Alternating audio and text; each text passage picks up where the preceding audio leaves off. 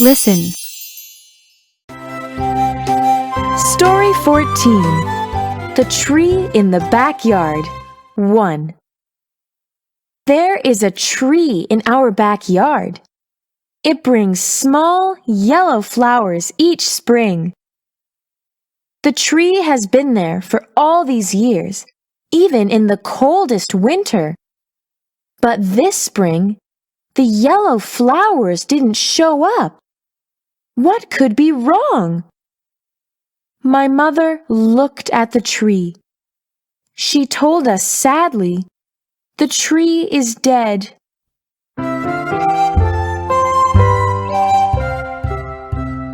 The tree is dead? Read aloud.